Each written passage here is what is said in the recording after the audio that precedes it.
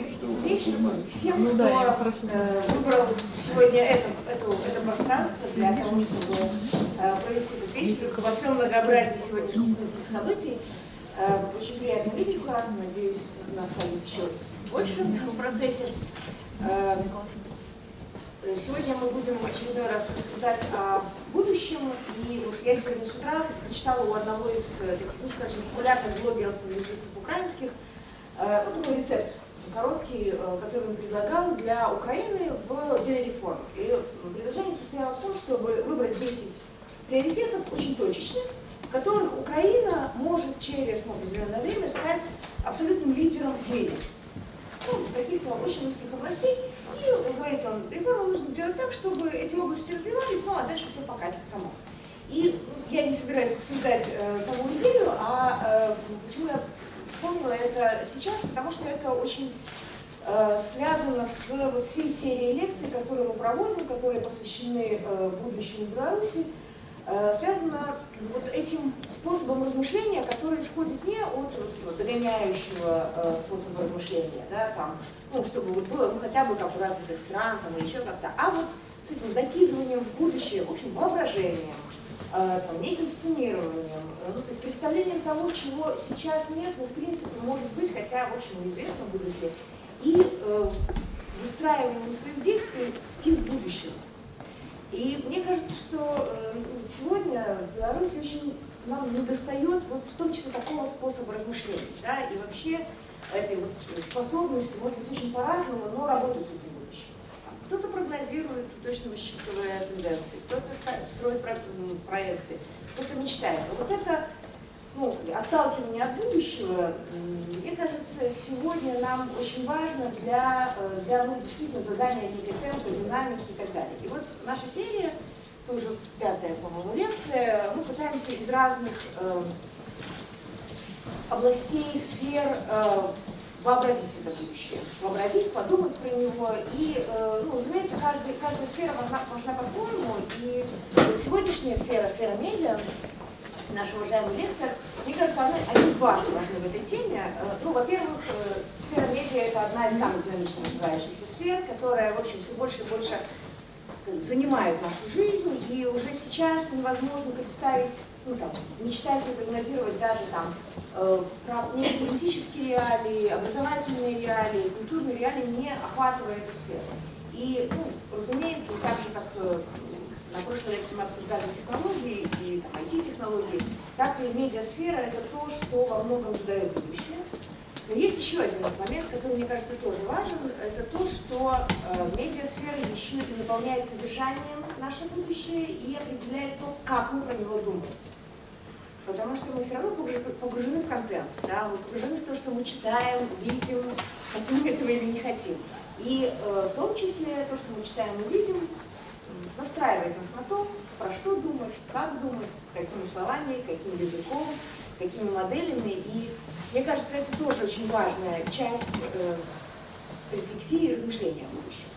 Но, не знаю, поддержит ли меня в этом лектор, но тем не менее, думаю, что так или иначе сегодня нам представляется возможность подумать о будущем вместе с главным редактором одного из, наверное, наиболее стремительно развивающихся порталов Сергеем Сахаровым. Ситидок в каком-то смысле уникальный проект, который во многом не следует за тенденциями, а задает тенденции. И я думаю, как раз вот эта способность думать про будущее и от него отталкиваться, в общем, создает тот имидж и то, что мы сейчас имеем в виде Ситидога. И я с радостью предоставляю слово Сергею. У нас есть час. А потом дискуссия, обсуждение. Спасибо. Добрый день, коллеги, друзья, читатели, желатели и недоброжелатели. Я надеюсь, что тут собрались люди разного отношения к Ситидогу, ко мне. Хотя, в принципе, я сегодня буду говорить и немного о Ситидоге, то есть буду делиться, конечно, своим опытом каким-то. Но, с другой стороны, я попытаюсь заглянуть в будущее, то есть что из этого, что вообще может получиться, чего может не получиться и так далее. Чтобы вы понимали, когда-то 3 года назад, по-моему, я написал статью про то, каким Минск будет в 2050 году, или через 30-35 лет, не помню. И попытался вообще выстроить вот эту схему, не схему, точнее, попытался представить образ Минска того времени, каким он будет в будущем. Честно говоря, насколько я как бы люблю представлять какие-то там фигуры экзорсисы в голове, это было достаточно сложно сделать, и получилось, честно говоря, немного банально.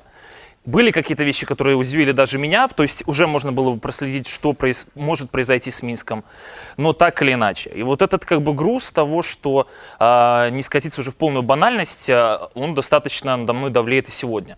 Поэтому, что касается банальностей, я думаю, что вы их услышите в моей части. Что касается небанальностей, я думаю, что я тоже дам какую-то пищу для размышлений, которую получил сам, и мне кажется, об этих вещах стоит задуматься. Вот. Ну и начнем мы с самой главной небанальности. То, какой я вижу медиа, новые медиа, ну тогда уже, видимо, через плюс-минус 20 лет они будут не столько новыми, а вообще будут какими-то другими медиами. То, чего мне очень хочется, чтобы они стали, как ни странно, и простите меня, может быть, за такую, даже не знаю, собственно, за что просить прощения, я бы очень хотел, чтобы они стали белорусскомовными. Поэтому всю свою лекцию я сегодня буду, ну, это не лекция, это выступ, коли хочете, и он будет на белмове. Тому, коли штосьці будзе незразумела, я разумею, конечно, мушу сказаць вам, падымайце руку, безумоўна, вы не падымеце руку, ну, прынамсі рабіце выгляд, што штосьці улавліваеце. Кто я? Я галоўны рэдактор інтэрнэт-часопіса пра Мінск Седок Бай. Я па адукацыі сам выкладчык беларускай мовы, літаратуры, сусветнай і айчыннай культуры, культуролог, іншымі словамі, і як бы мусіў выкладаць у школе ў свой час тое, што называецца МХТ, калі не памыляюся, мировой художественный МХК. У першым годзе я скончыў універсітэт, мне 37 год, я мусіў як бы ісці ў той час, калі вось на гэтую всю, не хочется казаць слово шняга, но на все тое, што называецца культурай, як бы пачалі крыху забывацца і забіваць. Вось. Ну і гэта супала з тым, што шмат з чым супала. Карацей, так ці інакш, апошнія 15 год я займаюся тым, што маю адносіны да медыяў. Мы ніколі не думалі, вот з маім калегам, ён тут сядзіць таксама Мікола, мы з ім як бы і рабілі ў большасці медыа, мы ніколі не думалі, што тое, што мы робім, будзе называцца новымі медыямі, але так ці інакш гэта вызначэнне трапілася зараз у всю парадыгму. Тое, што называецца новым медыям, мне цяжка крэсліць самастойна. Наколькі я разумею, гэта маецца на ўвазе перш за ўсё інтэрнэт-медыа, якія пачынаюць і робяць нешта новае, па-новаму падыходзяць да таго, што адбывалася раней з сродкамі масавай інфармацыі. Ну, як бы само вызначэнне сродкі масавай інфармацыі, яно стала не такім ужо актуальным, так? Таму што сродак ён па вялікім рахунку адзін, гэта інтэрнэт і сайт, гэта не часопіс, гэта не газеты, я маю на ўвазе хардкопі. Па-другое, масавай інфармацыі, так, безумоўна, ён стаў масавым інтэрнэт, але ў той жа час вы разумееце, што гэтая атамізацыя, пра якую зараз усе кажуць, яна павялічваецца. І тое, што называюць павестка дня, яна таксама рассыпаецца на шматлікія драбінкі, на шматлікія, там, не ведаю, каралі, каменьчыкі і так далее. То есть у кожнага з нас з вами павестка дня гэта свая, самастойная, адпаведна пра масавую інфармацыю ўжо казаць таксама не выпадае. Ну, так ці інакш. Калі я думаў над тым, як пачаць, ледь не сказаў, эпіграф, безумоўна, гэтай сённяшняй сустрэчы, то у меня былі 3 варыянты. Першы варыянт – будучыня ўжо тут. Это вельмі папулярная выснова зараз. Чаму? Таму што, па вялікім рахунку, тое, пра што мы думалі, марылі там нават 5 год таму, нават 3 гады таму, нават год таму, яно па вялікім рахунку здзяйсняецца. Самае крыўднае, самае небяспечнае – гэта тое, што мы з вамі не… Ну, як небяспечнае? Яно можа быць і бяспечнае, але мы з вами шмат за чым не паспяваем. Мы пра гэта таксама сёння паразмаўляем. Будучыня ўжо тут, мне падаецца досыць банальным. Нават не той, што банальным, вельмі моцна заюзаным. Мы вот этим копірайтам, калі хочаце, нашай цяперашняй сітуацыі, мы як бы спрабуем сябе таксама зняць адказнасць. Мы, я маю на ўвазе і медыа, і я маю на ўвазе як бы усе тыя, хто спрабуе рабіць нешта новае.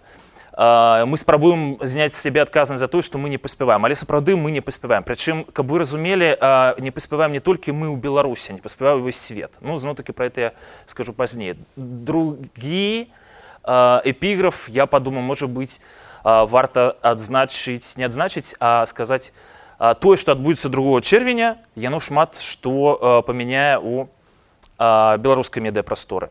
Калі вы не ведаеце, што адбудзецца 2 чэрвеня, то думаю, што 2 чэрвеня вы дакладна пра гэта даведаецеся. Учора, калі не помню, заўчора,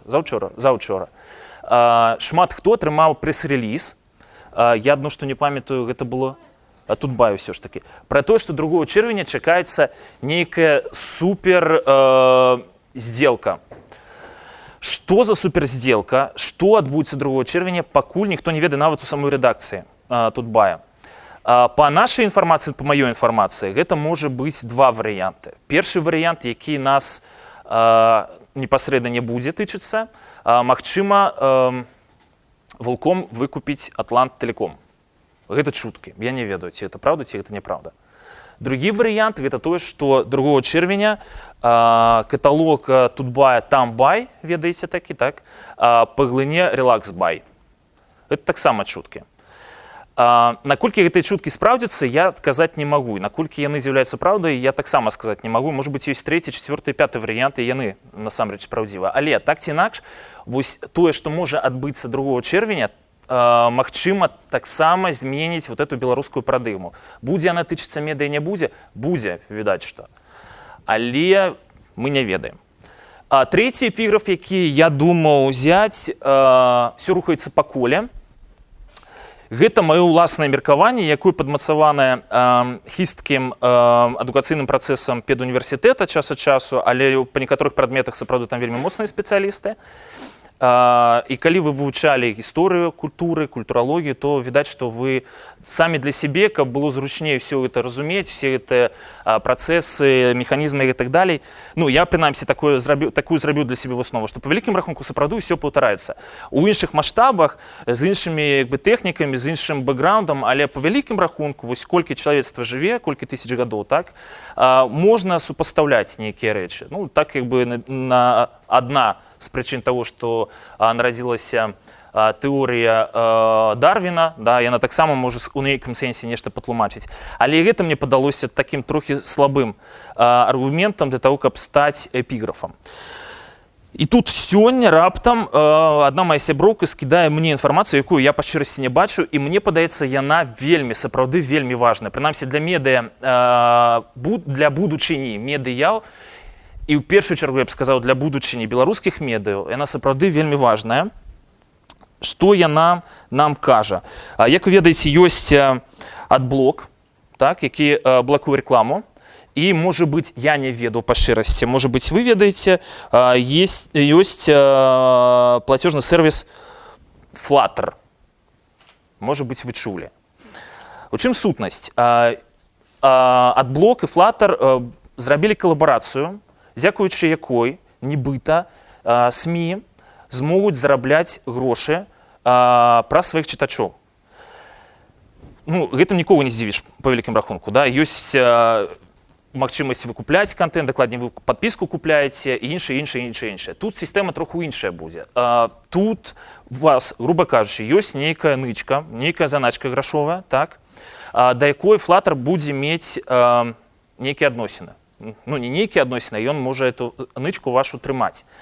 І далей, разам з адблокам, ён, Flutter, будзе глядзець, колькі і якія сайты вы наведваеце. І вось гэтую самую нычку ён будзе размяркоўваць паміж сайтамі, якія вам падаюцца цікавымі. То бок, вы часта лазіце на Сетидок, вы часта лазіце на Тутбай, вы лазіце на BuzzFeed, вы лазіце на Pornhub, вы лазіце на онлайнер. Паміж гэтымі 5 ресурсамі вот гэтыя грошы, вот эта ваша нычка, ну лічыце, гэта подпіска на інтэрнэт, так, яна будзе размяркоўвацца. То бок, чым даўжэй вы будете сядзець на сетидогу, значит, з 10 рублёў мы, ёсць шанс, атрымаем, з вашых 10 рублёў, мы, можа быць, атрымаем 3 рублі. Калі вы сядзіце на Порнхабе, все 10 хвілін, і кожная хвіліна будзе там вылічвацца вось гэтымі, як бы, калабарацыяй, то, магчыма, усе гэтыя грошы пойдуць туды. Вы разумееце, што гэта значыць для медыяў? Для медыяў это значыць, фактычна, зараз мы будзем прывязаны да вас ўжо непасрэдна. Не будзе таго, што было раней. 34 гады таму, 10, 20, 30, 100 год таму, калі вы падпісваліся, да? І любімая фраза «Наш чытач галасуе рублём», так? «Наш чытач галасуе падпіскай». Памятаеце сітуацыю 10-гадовай даўніны, калі незалежныя сродкі масавай інфармацыі выкінули з каталогу Белсоюздруку, і это была катастрофа, рэальная катастрофа. Зараз ніякай катастрофы не будзе. Ёсць шмат вельмі пытанняў. То бок, калі пачалі пытацца наогул, а як это будзе, ну, тут трэба таксама вельмі добра разумець, што мы мусім тады ісці не тое, што у вас на паваду, мы мусім ісці па вашых слядах. Тое, што захочаце вы, мусім рабіць сёння адразу ж мы. Разумееце? Калі вы захочаце, калі вы прагаласуеце рублём за тое, каб глядзець больш парнухі, значит, паведна сетидогу трэба будзе штосьці з гэтым рабіць. Калі сетидог будзе рабіць нейкі контент, які будзе вам цікавы, значит, мы рухаемся туды. Калі не, рухаемся не туды і так далей. Тут прасторы для фантазіі проста невымерная. Самае галоўнае, што пакуль механізм будзе запускацца, ён будзе тэставацца. Наколькі ён будзе працаздольны, гэта незразумела абсалютна. Якое пытанне вы мне на гэты конт не задалі, я на яго не адкажу нармальна, потому што адказу я на яго не ведаю, бо на яго не ведаюць адказу і самі устраіцелі мерапрыяцця. Я маю на увазе не сённяшняга, а калабарацыі. Але мне здаецца, што якраз вот гэта навіна можа спакойна абсалютна выходзіць у наш сённяшні эпіграф. Якім чынам мы паглядзім з вами троху пазней, і тым больш, што мы будзем размаўляць сёння пра грошы, а наогул пра што мы будзем размаўляць і дыскутаваць, я спадзяюся, што адбываецца з медыа зараз у свеце, не толькі ў Беларусі, а што адбываецца зараз з чытачом, таксама не толькі ў Беларусі, але і ў свеце, якія тэндэнцыі гэта нам прынясе. Вельмі важна зразумець, што я не футурыст, не футуролог нават, не футурыст, таксама не футурыст, не футуролог, безумоўна. Хаця хацелася б ведаць, як будзе ўсё развівацца. Таму я маю на увазе, што вот, якія тэндэнцыі гэта нам прынясе, вот этой часавы прамежак я, на жаль, не магу акрэсліць. Чаму таксама буду тлумачыць. І чацвёртае, як будуць развівацца медыа ў Беларусі праз 20, тут я вырашыў ўжо з вами пагуляць троху, не праз 5 год, можа быць праз 3, можа быць праз год. Не ведаю. Не ведае ніхто. Ну, але так ці інакш, заходзьце, сядайце, так ці інакш мы з вами сёння пра гэта паспрабуем паразмаўляць. Што адбываецца з медыа зараз? Я падкрэсліў бы, што адбываецца з новымі медыямі зараз. Гэта моя уласная, там нават не тое, што канцэпцыя, гэта мой уласны погляд на сітуацыю. Наогул, пытанне з новымі медыямі, прынамсі па маіх там падліках, па маім уяўленні, пачала актуалізавацца прыкладна 10 год таму. Вот за гэтыя 10 год, з 2005 па 2015, мы, каб было зразумела, больш зразумела, мы перажылі, дакладней, мы нават і не перажывалі яшчэ гэта, так? Але нашыя калегі на захадзе і наогул, як бы уся гэтая плыня, увесь гэты наратыў, ён перажываў некалькі канкрэтных прамежкаў часавых, так, якія, в прынцыпе, можна супаставіць з вядомай тэорыяй стыляў, так? Сярэднявечче, рэнесанс. Сярэднявечче — это, безумоўна, калі ўсё толькі пачыналася, ўсё было такое вельмі стрёмнае, все былі на стрёме, ніхто нічога не разумеў, што рабіць. І рабілася гэта за ўлікам таго, што, ну, дзесьці ёсць Бог, і калі што мы неправільна зробім, ён нас пакарае, так? Адкуль гэта цягнулася яшчэ з газет, па вялікім рахунку, бо з газетай вы не можаце, у газеце вы не можаце выкінуць матэрыял, вы не можаце адкруціць час назад, вы не можаце зняць матэрыял і так далее, і так далее, і так далее. І вот это сярэднявечча, яно вельмі моцна ўплывала. Хаця потым, безумоўна, за сярэднявеччам пайшоў рэнесанс, адраджэнне. І вось тут все пачало квітнець і буяць, тое, што называецца. Медыа зноў-такі я арыентуюся на нас, на то, як мы ўспрымаем гэтую сітуацыю, як мы ўспрымалі тады эту сітуацыю. Стала зразумела, што новыя медыа, якія растуць у інтэрнэце, яны маюць абсалютна неабмежаваныя магчымасці. Яны маюць абсалютна неабмежаваныя магчымасці па кантэнце, яны маюць абсалютна неабмежаваныя магчымасці па форме, то бок усё, што вынаходзяць, вы можаце літаральна на наступны дзень, калі, безумоўна, у вас ёсць сродкі, як фінансавыя, так і чалавечыя, увасабляць у жыццё. І у вас ёсць магчымасць развівацца дзеля вашага чытача. То бок чытач стаў галоўным героем. Літаральна, вот, калі вы памятаеце лекцыі пра адраджэнне ў літаратуры, у мастацтве, у архітэктуры і так далей, все, якія асацыяцыі у вас ідуць, якія звязаны з гэтым часам, гэта можна экстраполировать на сітуацыю з новымі медыямі. Прынамсі, мне так здаецца. Але час адраджэння знік, як звычайна, ён, безумоўна, пакінуў свой след. І што мы маем далей? Як мне здаецца, прынамсі, дзе зараз жывуць беларускія новыя медыа, гэта ў барока. Нават я б сказаў не ў барока, а ў ракако. Чаму ракако, зараз паспрабую патлумачыць. Барока вы памятаеце, так? Што адбываецца ў нас з барока? Гэта тое, што ўсё вельмі моцна падзяляецца на светлае і цёмнае, так?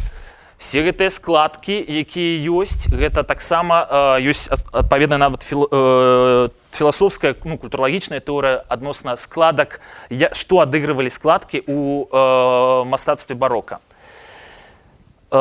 Мы вельмі моцна падзяляем свет на розныя рэчы, на чорнае і белае, але мне падаецца, тут нават цікавей глядзець, каб было больш зразумела, што я маю на ўвазе пад барока і асабліва ракако. Мне больш падабаецца тэорыя з ракако. Ракако, як вы разумееце, это все завітушкі, так, прыгажосць. Тут блёсткі, там блёсткі, тут віток, там віток, тут пасыпалі мішурой, там пасыпалі мішурой. Зараз, калі мы бачым, што чытач стаміўся ад той колькасці інфармацыі, якая ёсць у свеце, у інтэрнэце, ён пачынае рэагаваць першую чаргу на тое, што выклікае яго цікавасць. А цікавасць можна выклікаць рознымі, безумоўна, метадамі, але часта, я вам магу сказаць это дакладна, прынамсі у нас такі грашок ёсць, і невядома, ці гэта грашок, ці проста мы развіваемся ў нейкай адной плыні, гэты грашок троху утрыраваць, так? Утрыраваць, рабіць нейкія завітушкі, рабіць больш прыгожа і гэтак далей, гэтак далей, гэтак далей. Але у гэтым таксама ёсць плюс, бо за барока і за ракако, відавочна, мы можам чакаць асветніцтва. Што можа быць падчас асветніцтва? Тое, чаго мы так прагнем. Прынамсі, мы ў рэдакцыі ў сябе вельмі прагнем гэта. Мы хацелі б, каб, я думаю, што і вы таксама хацелі б, каб чытачы, а ў першую чаргу відаць, што новыя медыа станавіліся больш разумнымі. Зноў-такі, аналітыкі, медыаэксперты кажуць пра тое, што наступная хваля, якая нас чакае, гэта хваля звязаная з навучаннем, звязаная з тым, што людзі будуць атрымліваць інфармацыю. Зразумела, навіны хутчэй за ўсё нікуды не сыдуць, зразумела, вялікія формы нікуды не сыдуць, сацыялка, там, палітычныя, эканамічныя артыкулы, там, матэрыялы і так далей нікуды не сыдуць. Фан, не хвалюйцеся, нікуды не сыдзе. Але будзе ўсё больш і больш матэрыялу, якія будуць прысвечаны самаразвіццю чалавека, развіццю і самаразвіццю чалавека. Навошта? Таму што людзі, перш за ўсё, таму што стаміліся, так? Па-другое, сапраўды людзям, ды я магу сказаць, што і гэтым новым медыям таксама хочацца ўжо вдарыцца у больш сур'ёзныя тэмы. І хочацца зрабіць міф пра тое, што адна з функцый сродкаў масавай інфармацыі гэта развіваць чытача, адукоўваць чытача, але вы ведаеце ўсе выдатна, калі вы прыходзіце ў рэдакцыю працаваць, вам кажуць, забудзьце на гэта. Гэта немагчыма рабіць. Калі ты ідзеш у журналістыку з такім разуменнем, то, значит, ты проста працуеш дзеля сябе. Але мы, па вялікім рахунку, усе хочам змяняць свет. Мы ўсе хочам, каб гэты свет змяняўся з намі. Мы ўсе хочам, каб людзі, якія чытаюць нас, станавіліся больш разумнымі для таго, каб свет вакол нас мяняўся. Хай пачынаецца з аднаго чалавека, але далей, як кругі па вадзе, гэта пойдзе. І відаць, што тэорыя адносна асветніцтва, як наступнай хвалі новых медыа, магчыма, яна будзе менавіта такой. Як яна будзе развівацца, пакуль сказаць складана, але я думаю, што гэта нас можа чакаць. Ну і для того, каб ужо скончыць тэму з тым, што нас можа чакаць, узгадаем, што пасля ішоў рамантызм, пасля рэалізм, пасля мадэрнізм, зразумела, там ужо ішла блытаніна, мешаніна і так далее, а можа быць нават постмадэрнізм калісьці будзе, калісьці новыя медыа да гэтага дойдуць. Як той казаў, who knows, мы гэтага не ведаем, ну і пакуль, я па шчырасці скажу, загадваць не будзем. Чаму мы не будзем загадваць? Таму што ў нас ёсць сапраўды вельмі моцныя выклікі. І яшчэ раз паўтаруся, гэтыя выклікі тычацца не толькі беларускай медыапрасторы, але і заходняй. Тут я паспрабаваў выставіць іх нават не па нейкай сістэме. Так, гэта тое, што сапраўды хвалюе людзей. Мая калега вярнулася з адной вельмі сур'ёзнай медыаканферэнцыі літаральна 3 тыдні таму. І тое, што я напісаў першым радком, яна сказала, гэта вельмі моцна зараз адчуваецца. Уявіце, калі прыязджаюць людзі з усіх краін свету, медыамагнаты, вельмі сур'ёзныя выданні, вельмі сур'ёзныя сайты і так далее, і ты адчуваеш, што ўсё тое, пра што вы размаўляеце, над усім тым, пра што вы размаўляеце, над усімі вамі вітае пачуццё няўпэўненасці. З чым гэта звязана? Пачуццё няўпэўненасці. Як я казаў, па маіх прыблізных падліках, новыя медыа пачалі нараджацца і развівацца прыкладна 10 год таму. За гэтыя 10 год, ну, добра, калі зноў-такі кіравацца маёй тэорыяй стыляў, так, мы перажылі, магчыма, готыку, у выглядзе готыку, так? Готыка у нас пасля ішла. Можа быць, зараз мы сканчваем адраджэнне, і, магчыма, у нас ідзе барока. Але гэтыя 3 перыяды мы перажылі за гэтыя 10 год. Тым часам, за гэтыя ж 10 год сама сістэма, самы ты наратыў, увесь, сама гэта культурная прастора, якая пануе ноасфера, калі хочаце, звязаная ў першую чаргу з інтэрнэтам, развівалася яўна не ў гэтых 3 напрамках, не ў гэтых 3 стылях. Яна зараз перажывае ўжо постмадэрнізм. А мы, СМІ, бяжым, у нас няма ні інструментаў, у нас няма дакладнага уяўлення пра аўдыторыю, у нас няма дакладнага уяўлення пра тое, як аўдыторыя развіваецца, што яна хоча. Самае галоўнае, як з ёй працаваць. Нават мы, новыя медыа, працуем па старых шаблонах. Это тое самае, што калі хтосьці з вас, калі вы падымеце руку, это будзе круто, інстытут журналістыкі, ці сканчваюць, ці зараз вучыцца ў інстытуце журналістыкі. Ну, вы бачыце. Лічыцца. На жаль, таксама лічыцца. Все мы выйшлі з адных і тых жа ботаў ці чаго. Калі вас зараз паставіць на чале нейка там сайта, які вы лічыце модным, крутым, і тое, што на ваш погляд з'яўляецца якраз новым медыа, вы будзеце прыкладна на адным і тым жа, а можа нават троху вышэй узроўні са звычайным рэдактарам. Чаму так адбываецца? Таму што я яшчэ раз кажу, вот наша парадыгма, наша ўяўленне пра свет, я маю на ўвазе рэдактараў, заснавальнікаў, тых людзей, якія фінансуюць, яно ўсё яшчэ знаходзіцца дзесьці там. Мы не маем інструменту, мы не ведаем, як працаваць з аўдыторыяй. Разумееце, вам, як чытачам, лёгка казаць, я скажу так, што, боже мой, ну няўжо вы не разумееце, што трэба рабіць так. Няўжо вы не бачыце, што тут у вас не так, і там у вас не так, і наогул трэба рухацца туды. Мы гэтага не бачым, мы гэтага не ведаем. Таму што мы ўсё жыццё спачатку версталі газеты, мы дагэтуль карыстаемся лідам. Вы уяўляеце лід, калі ён нарадзіўся, студэнты журфака? 200-300 год таму назад, да? Калі газеты яшчэ версталі, калі не было месца на першай старонцы для вялікага артыкула, вам трэба было хаця б што-небудзь сюды впіхнуць, каб вот гэты лід даў разуменне чытачу, што на наступнай старонцы штосьці будзе. Мы гэтым жывем, у нас ёсць лід, і ў большасці часопісаў ён ёсць, а можа не патрэбны. Мы памятаем пра схему ці такі трохкутнік, ці такі трохкутнік, як будаваць навіны. Памятайце, на журфаку этаму вучаць, і нас так вучылі. І нам так кажуць, што трэба рабіць толькі так. А людзі так інфармацыяй не карыстаюцца, вы так інфармацыю не спажываеце. Чаму мы робім такія яркія загалоўкі? Навошта?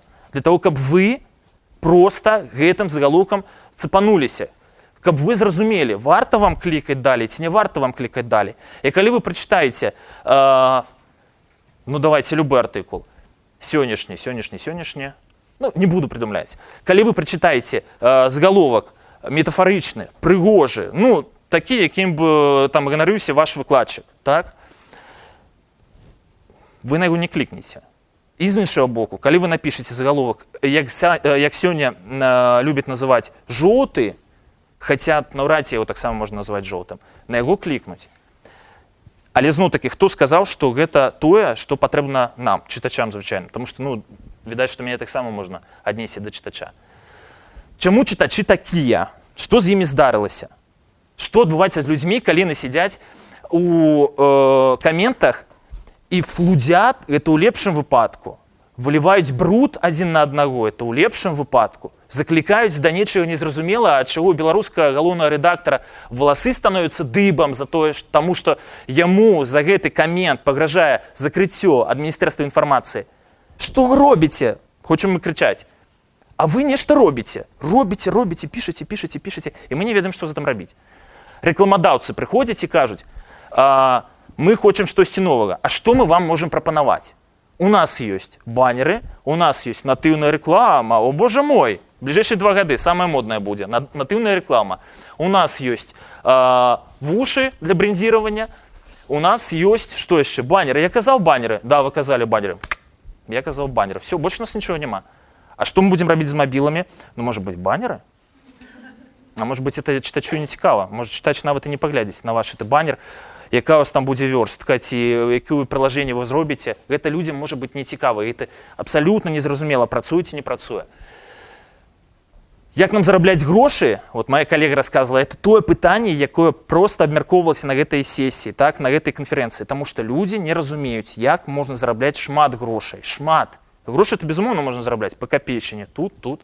А калі мы хочам прыкарміць рэдакцыю, што трэба рабіць? Ёсць, безумоўна, кейсы, якія вы ведаеце. Калі ставіць пайволы, так, ты плаціш. Калі ты прадаеш натыўную рэкламу, табе плацяць нармальна. Але гэта такія схемы, каб вы разумелі і каб вы ведалі настроі у медыасферы. Гэта такія схемы, якія, ў прынцыпе, называюць мыліцамі. Ведаеце, што такое мыліцы?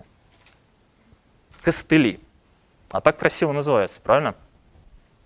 Гэтых мыліцаў у нас дофіга і трошку. Мы іх носім пад пахай, але ў нейкі час, калі хтосьці прыйдзе больш разумейшы за нас і ударыце нас у спіну, гэтай мыліцы нафіг разляцяцца, і мы разам з імі упадзем. І все. І весь ваш бізнес рассыпаўся, яго няма. І гэта адчуванне ёсць ва ўсім свеце. Тое, што вы бачыце, тое, што чапляюцца, калі вы адсочваеце навіны з медыарынкаў, навіны ад нейкіх крутых рэдакцый, тэсты, зноў-такі натыўная рэклама, тэсты, зноў натыўная рэклама, тэсты, натыўная рэклама. Это ўсё выратавальныя кругі, у якіх ёсць затычка, якая можа... Памятаеце, да? Мне такое было, я памятаю, на Чорным моры, калі малы плаваў, і калі ты выпадкова локцем эту затычку адкрываеш, і твой круг здуваецца. І ты разумееш, што ты зараз патонеш. І ніхто ў гэтым не вінаваты, вінават твой локаць. Вот тое самае адчуванне ёсць зараз і на рынку.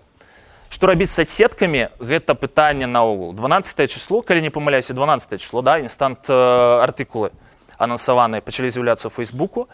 Мы на гэта глядзім. Ну, я не ведаю нават, як вам так драматызаваць вобраз, каб вы зразумелі ўсё тое, што мы перажываем унутры. Мы, калі чытаем пра тое, што сайты пачынаюць паміраць, гэта наш бізнес, мы зарабляем на гэта грошы. Мы прадаем гэта рэкламадаўцу для таго, каб рабіць артыкул, каб вы іх чыталі. А зараз з'яўляецца Facebook, які кажа, што, чувакі, ніякіх выхадаў з Фейсбука не будзе. Все артыкулы будуць у нас. Вашы артыкулы. Вы ведаеце эту тэму, так? Ну, хто не ведае, пагугліце. Даже страшно вспоминать об этом. Яшчэ адзін выклік, ён не такі ўжо страшны, як здаецца, реаліці-чек. Это то, што мы з вами робім. Шчыра прызнайцеся, прызнайце, я сам это убачу, літаральна думаю праз 10 хвілін, што ты, каму стала сумна, полезе в нет. правильно, полезе хутчэй в соцсетки альбо на сайты на свои любимые для того, каб пачекать. Просто что отбывается. Вот это пальчиком чик-чик-чик-чик-чик, скролик, да, вот это чеканье, яно таксама нас вельмі моцна нервуе, потому что мы дакладна не ведаем, ну, безумоўна, мы можем казаць вам, і хутчэй за ўсё мои калегі будуць казаць, я вам, может быть, у другой ситуации скажу, что, конечно, мы ведаем, что з там рабіць. Трэба працаваць з соцсетками, трэба закидывать информацию, навіны, давай, залазь. Оно не залазит, потому что вам не цікава, и вам трэба это чекать. А для чего вы чекаете? Потому что у вас таксама ёсць адчуванне, боже, што адбываецца? Я памятаю, мой сябра адзін казаў, калі яшчэ не было соцсетак, калі не было Фейсбуку, ВКонтакте не было, безумоўна, і аднакласнікамі яшчэ не пахла, ён увесь час, ён працуе ў СМІ, ён расказваў, што ён хацеў ісці да псіхіатра. Да правда, гэта не байка. Ён хацеў ісці да псіхіатра. Чаму? Таму што ён пастаянна, у яго быў ужо інтэрнэт, і гэта было 10 там 7 год тому, ён постоянно сидел в нете и альбо обновлял просто, натискаючи на отповедную кнопку, альбо тиснул на F5 и обновлял сайты, новинные сайты, новостные сайты. Чему он это робил? Ён чакаў, калі яму скажут, что в Беларуси что-то изменилось. Разумеете, человек себе так довел, ён не может выйти кудысьці, так? Я маю на увазе на улицу и там выказать свое уявление про то, что отбывается в Украине, так? Что ён думае про социальную, экономичную, политичную и так далее. Ён сидит разняволены, и ён просто кликая на эту кнопку. Ён чекая реальность. Ён уписывает таким чином себе в эту реальность. Для того, как просто не сгубить той момент. Все вышли? Чуваки, пошли, нам надо отсюда уходить, да? Или мы уже тут. Может быть такое... Не может быть такое, я не ведаю. Я маю на увазе, мы уже тут. Я не ведаю, ці это можа адбыцца ў Беларусі. Справа не ў гэтым. Справа ў тым, просто я вам описываю, якім чынам і навошта мы это все робім. Ну и контентная слепота, то, что называется, это не я выдумал гэты тэрмін. Ён паціху патроху, думаю, будзе ўжо падыходзіць до нас, да ўсіх. Вы сапраўды стаміліся ад таго, што вот гэты шум інфармацыйны, ён перарастае ў нейкі рокат. А ад рокату што вы робіце? Вы просто спрабуеце выключыцца. Калі вы выходзіце на вельмі шумную вуліцу, вы просто спрабуеце выключыцца. Вы соваеце наушнікі. Чаму у вас, у нас ва ўсіх, зноў-такі папрашу падняць рукі, у каго няма наушнікаў в дадзены момант. Вас толькі не трэця нават, чацвёртая, а может быть і пятая частка ад усёй залы. Вас вельмі мала. А у каго ёсць наушнікі, давайте покажем. И поднимите, докладней, давайте потрымаем руку, опустите руки тыя, хто іх апранае не для того, каб просто вырубиться от всего того, что адбываецца вакол вас. Опустите тыя руки. Калі вы слухаеце свой любимый гурт, гэта таксама вы спрабуйце вырубиться ад усёй той фігні, якая адбываецца вакол вас. Вы не хочете слухаць кагосьці, вы не хочете слухаць чагосьці, вы просто хочете, каб вас пакінулі ў спакоі. Это, в принципе, и называется контентная слепота. Вы спрабуйце вырубиться.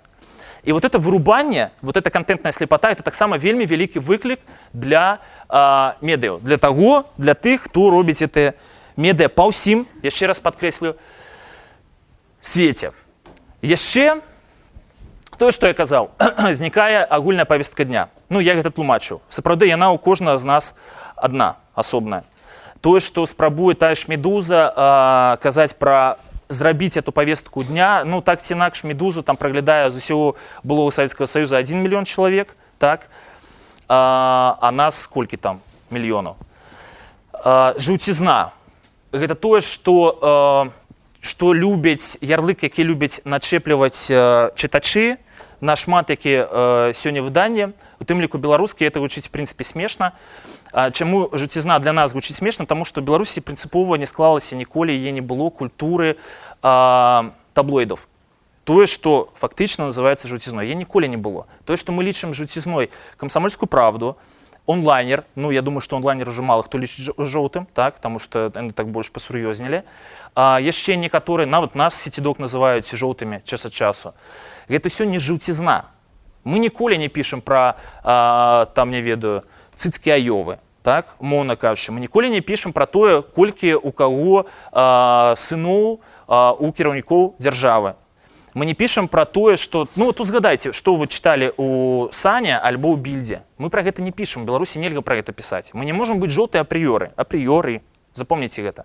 Быў адзін час, гэта інфармацыя ішла шырока, па-моему, до 10-го года, 10-8-9 годзе адзін вядомы беларускі журналіст спрабаваў зарэгістраваць франшызу, жотую, таблоід менавіта, рускі, наколькі я разумею, там ці то лайфа, відаць, тады не было. Ну, нейкі рускі таблоід ён хацеў заявіць на тэрыторыі Беларусі. Мы просто не далі это зрабіць. І это зразумела чаму. Таму што ў нас вельмі мяжа, вот гэта покрыва, якое аддзяляе жаўцізну, ну, в сэнсе таблоіднасць, ад публічнай прасторы, яе вельмі не любяць падымаць. Яе вельмі не любяць падымаць. У нас это забаронена. А калі это забаронена у этой краіне, што бы то ни было, пісаць штосьці незразумелае, кепскае там пра зорак, альбо пра палітычных дзеячаў, альбо пра эканоміку, ну, такія законы вы нічого не зробіце.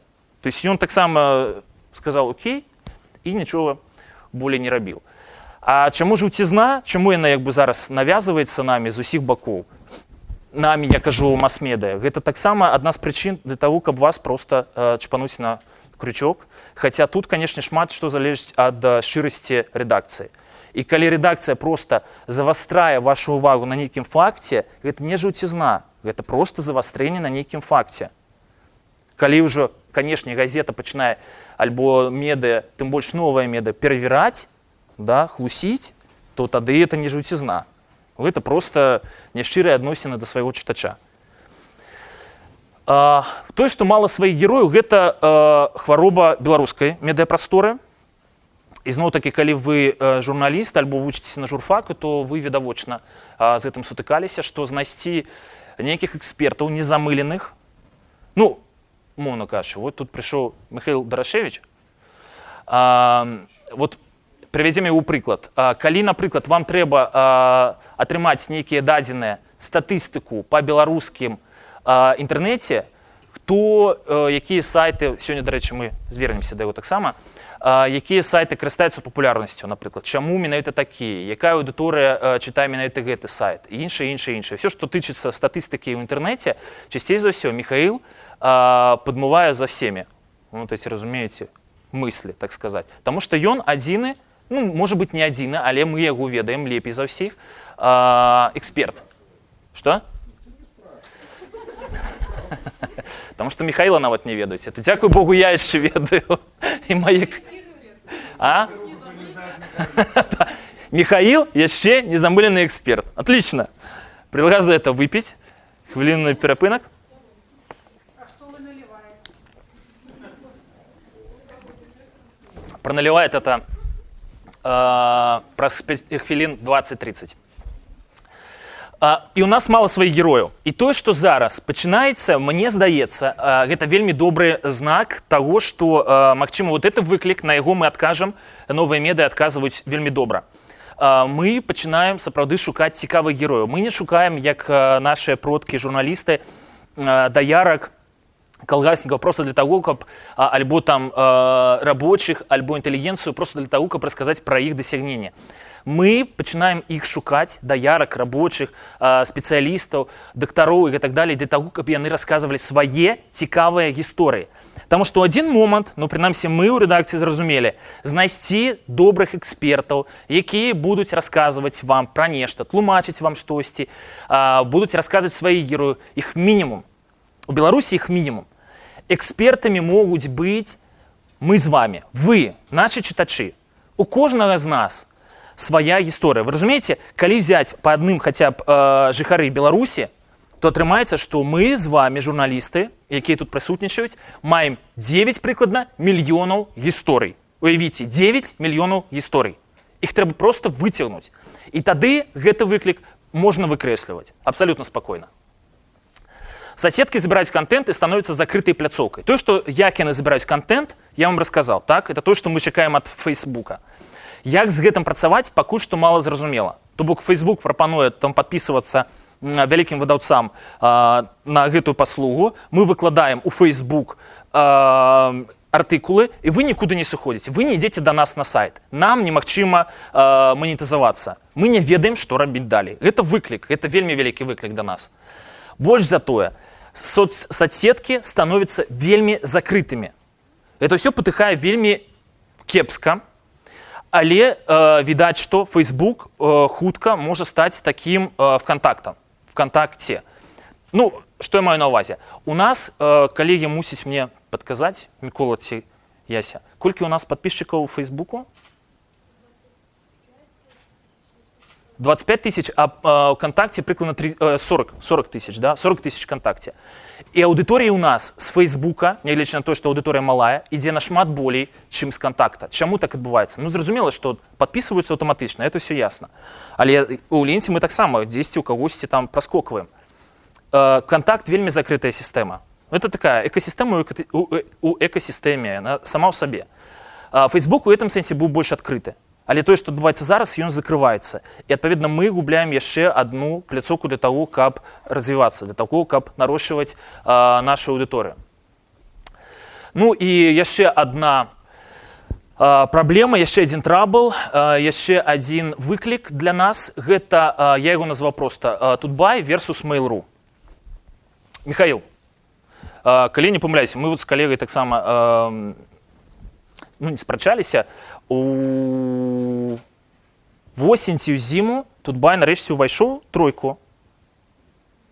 Ці не ўвайшоў тройку? Віка.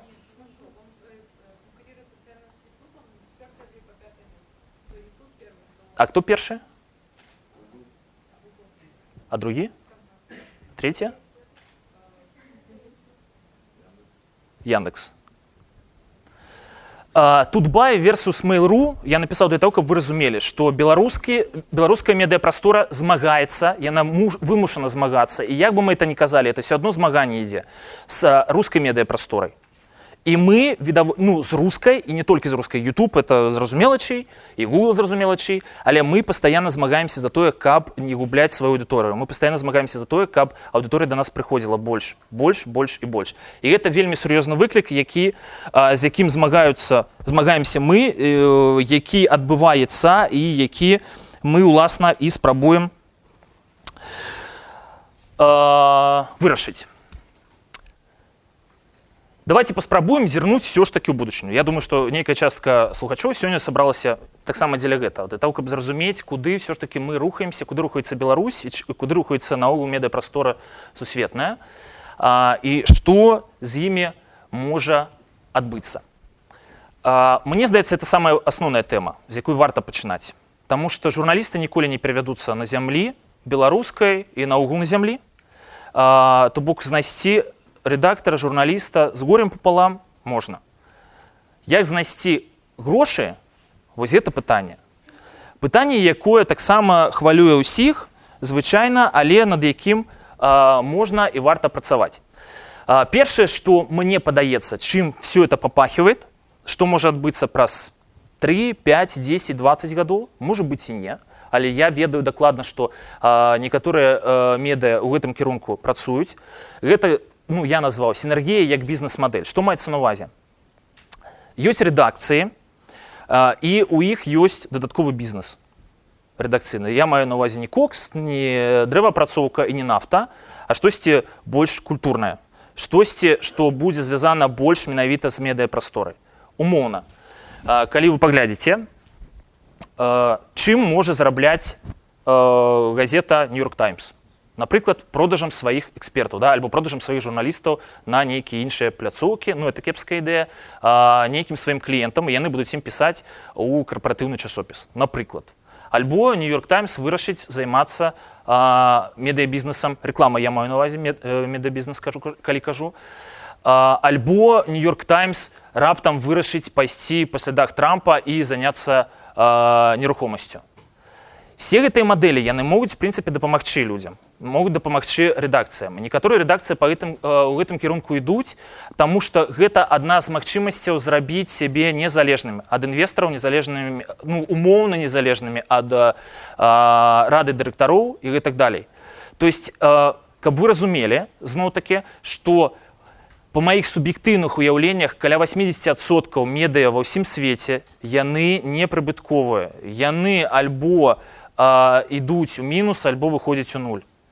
І гэта будзе павялічвацца, такі разрыў, працэнт тых, хто будзе зарабляць, калі, безумоўна, не пойдуць другія схемы, пра якія мы праз хвіліну паразмаўляем, гэты разрыў ён будзе павялічвацца. І у вас два выхады ў гэтым сэнсе, ну ці колькі там. Прадацца камусьці, да, знайсці нармальнага чалавека, які сам гандлюе нафтай, а СМІ для яго гэта гулька нейкая, цацка, лялька, альбо паспрабаваць зарабляць самім. Але для гэтага трэба рэструктурызаваць абсолютно все в редакции. Вы можете пайсці ў інтэрнэт, потому что відаць, што ў газет, часопісы, ў новых медыа уяўленне того, што адбываецца ў інтэрнэце, як з ім можна працаваць, все ж таки лепшае, чым у звычайных рэкламных агенцыях. Шляхоў вельмі шмат. І мне здаецца, што мы яшчэ можам пачуць пра тое, што той же Тутбай, да, пачаў абслугоўваць як рэкламная агенцыя, там не ведаю, Тойоту, умоўна. Другі, як мне здаецца, інструмент для пошукаў грошай – гэта, безумоўна, контент. Прычым мы з вами ведаем, ну, прынамсі, вот я згадаў 3 варыянты, як можна прадаваць контент. Просто можете купляць тое, што робіць Слон. Да? Ён шмат якіх сур'ёзных артыкулаў просто прадае. Вы купляеце падпіску, альбо Дождь расійскі. У Беларусі колькі ўжо часу пра гэта спрачаюцца, колькі ўжо газет, часопісаў, а тым больш новых СМІ, спрабуе гэтую схему нават не запатэнтаваць, а як бы увасобіць у жыццё, яна не працуе ў нас па зразумелых прычынах. Окей, тады ідзем па схеме нумар 2. Як можна працаваць? Это ахвяраванне.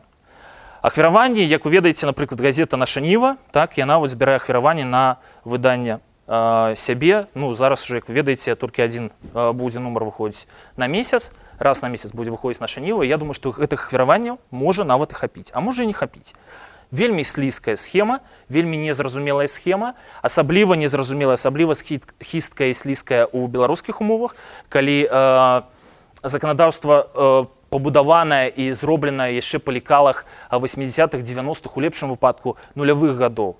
Яно, гэта лекала яшчэ не мяняецца, а ўжо сярэдзіна 10-х гадоў, да, 16-й год, нават не сярэдзіна, а другая палова ўжо пайшла.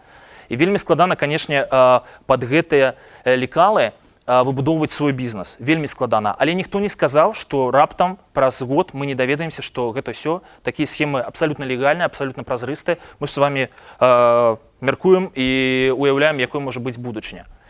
Падпіска, як на пачатку нашай сустрэчы я вам сказаў, што магчыма гэта тое, што чакалі ўсе. Чаму? Калі вы проста падпісваецеся на нейкі сайт, альбо на нейкі YouTube-канал, альбо на нейкага блогера і так далей, ёсць невялікая, ну не невялікая, а вялікая праблема з тым, што вы проста у нейкі момант не захочаце гэтыя грошы аддаваць, так часта здараецца, альбо проста забудзецеся, альбо яшчэ штосьці. Эта мадэль вельмі таксама хісткая, вельмі непастаянная. Другі варыянт, ну і безумоўна пэйволы, так, што ў прынцыпе тое самае па вялікім рахунку.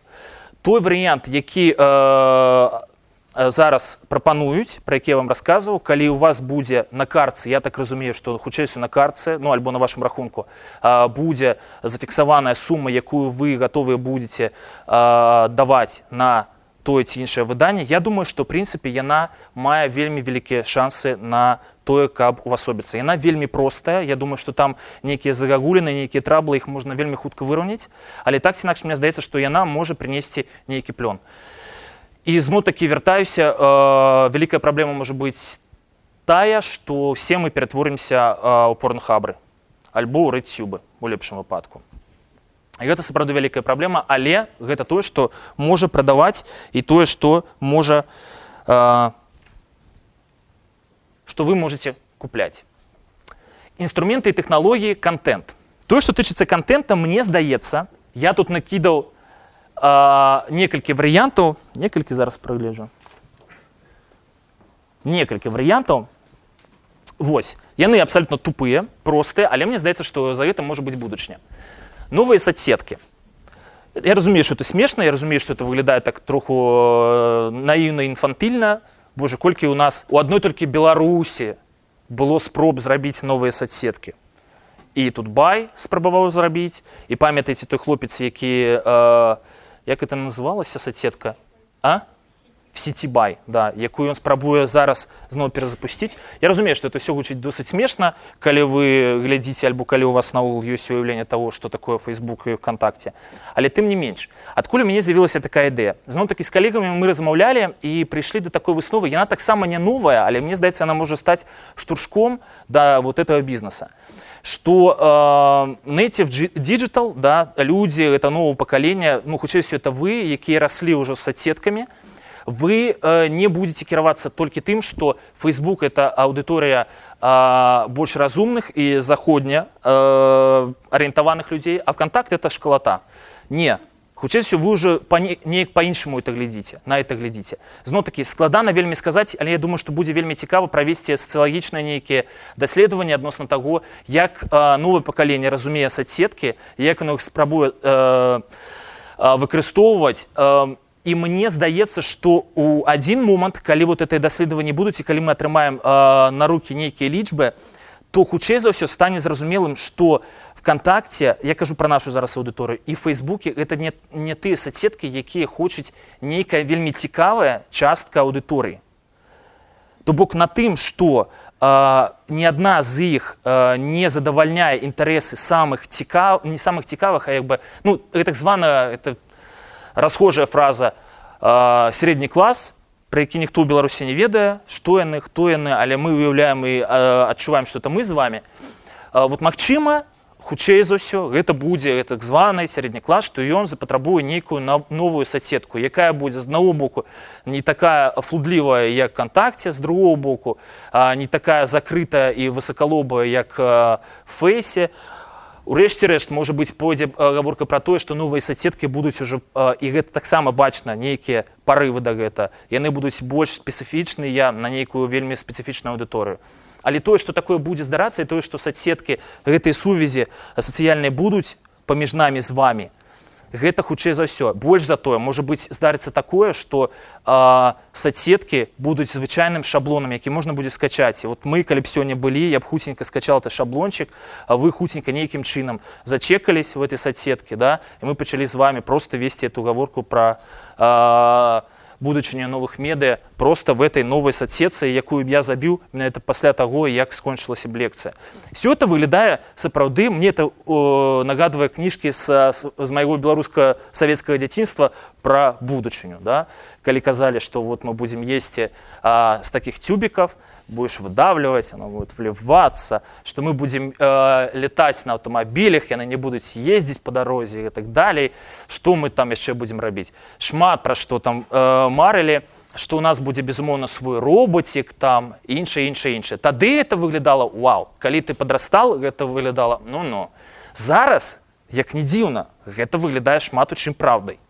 І, можа быць, всю эту лухту, якую я вам кажу сёння, яна можа быць у нейкі момант хаця б на 10% здарыцца. Максімальная аўтаматызацыя. Гэта 100 пудоў, тое, што нас чакае, 200%. Пра гэта не трэба нават сумнявацца. Боты, якія мы чакаем ад Гугла, боты, якія мы чакаем ад іншых соцсетак, удасканаленыя, да, якія будуць адказваць, ну, вы пішаце на сайт Приорбанка. У меня списали бабло. Что делать? Бот вам отказывает. Иди туда-то, позвони, не забудь. Бэм, все. Вы атрымалі то, что хотели. А размаўляе з вами живы человек, не живы человек, какая нафиг розница? Памятаете, да, про это бот, які... что он там у нас сказал про гитлеровцев? Про гитлеровцев? Ужас. И про феминисток. Про что он только не казал. Только настроить. Але боты становятся больш разумнымі, і это відавочна, што такое будзе. Ну і шмат такія рэдактары, я скажу вам па шчырасці, мараць, каб праз год з'явіліся сістэмы, якія могуць пісаць тупа навіны. Каб на гэтым тупа грошы зэканоміць. І гэта будзе. Больш за тое, будзе... Тэкст будзе складацца таксама аўтаматычна. Вялікія тэксты. Так званыя лонгриды, якімі хваляцца, якімі упаваюцца проста сур'ёзныя журналісты. Всё гэта справа тэхнікі. Всё гэта справа літаральна бліжэйшых 3, 5, 10 год. Зараз вы слухаеце мяне, як і глядзіце на мяне, як на сцэну з фільма «Москва слезам не верит», што скора все театры умрут, и кино умрет, и останется только одно телевидение. И вы сидите, ну, конечно. 2015 год, ніхто не умер. Конечно, ніхто не умрет. Але то, як будзе развівацца, гэта відавочна. І тое, што адбылося з телекам, гэта таксама відавочна. Але тут, пра тое, што вот я напісаў, мы, безумоўна, можам сутыкнуцца з вот этим феноменам, синдромом вялікага брата. Што маецца на ўвазе? Не тое, што будуць складаць тэксты з 25-м кадрам. Не. Хутчэй за ўсё, вы будзеце, сістэма, калі чалавек настройвае контент, які ён спажывае, так, чытач, яна, безумоўна, таксама будзе удасканальвацца. І нейкі момант гэта будзе прасцей за простае, прыбраць тое, што вам не падабаецца, пакінуць тое, што падабаецца, навіны да вас прыходзяць тыя, якія вы хочаце.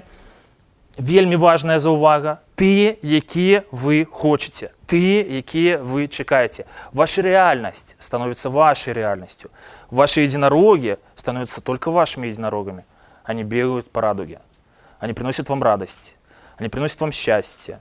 Вы пьете только то, что вы хотите пить. Вы смотрите только то, что вы хотите смотреть. Вы выходите на улицу, а там, меня просили не уживать это слово, але там тое, пра што вы падумалі.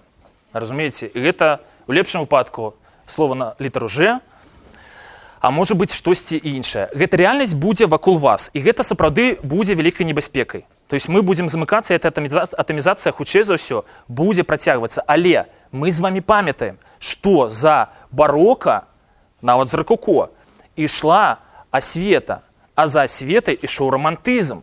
И то, что мы зараз уявляем, боже мой, какой ужас, что с нами со всеми будет? Мы все умрем, а как же мои носороги?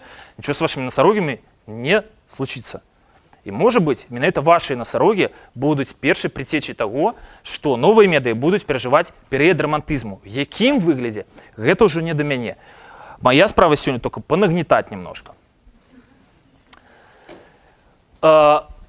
Вельмі мне это падабаецца тэма, і я упэўнены, што яе будуць выкарыстоўваць, таму што гэта тое, з чым можна працаваць абсалютна на розных узроўнях. Поўная прысутнасць у матэрыяле. Што маецца на ўвазе? Як зараз адбываецца поўная прысутнасць у навіне, напрыклад? Онлайн-трансляцыя, окей. Якімі інструментамі мы карыстаемся з вами?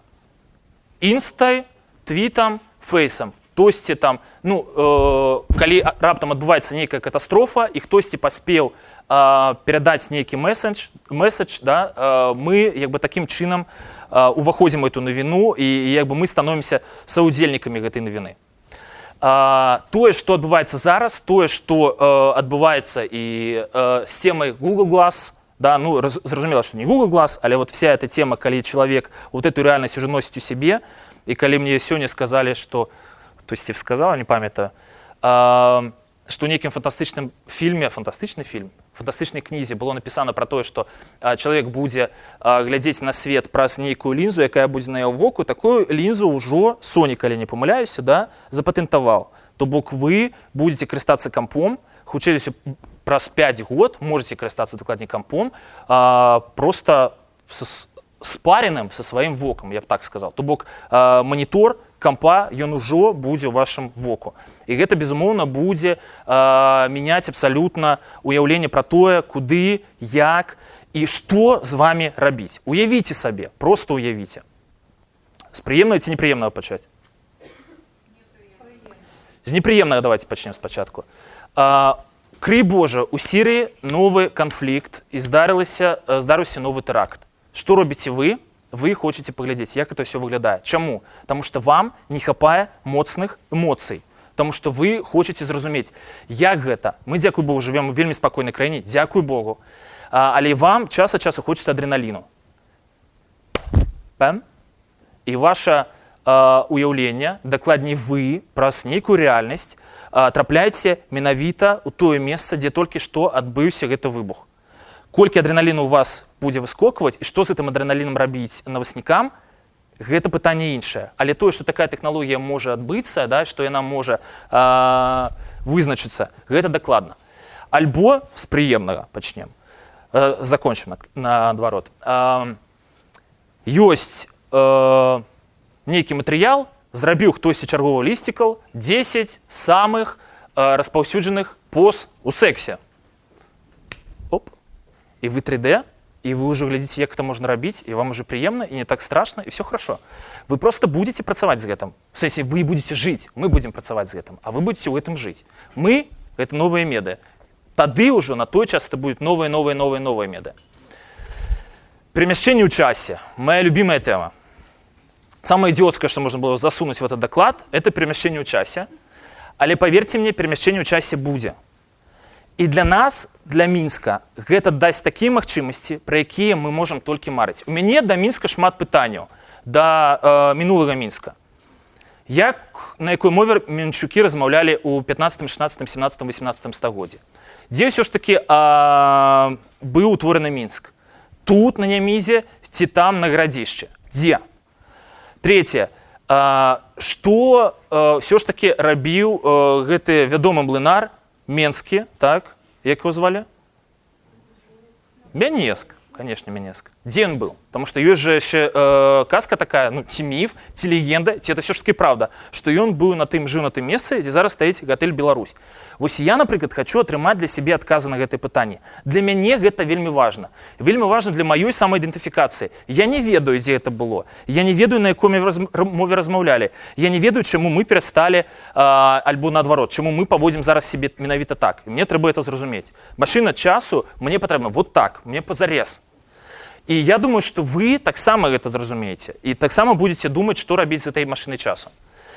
І тое, што мне прыйшло сёння ў галаву, вот што рабіць, калі сапраўды пісьмо я маю на ўвазе, і журналісты, і кнігі, кнігарні, як бы тыя, хто выдае кнігі электронныя зараз, яны таксама троху напужаныя. Чаму? Таму што ёсць адчуванне таго, што і кнігі можна будзе нармальна пісаць. Больш за тое, калі чалавеку, аддадзены з вас, ад вас дакладней, у таго ж Гугла, дофига і трошку. І гэты збор тых дадзеных удосканаливаецца.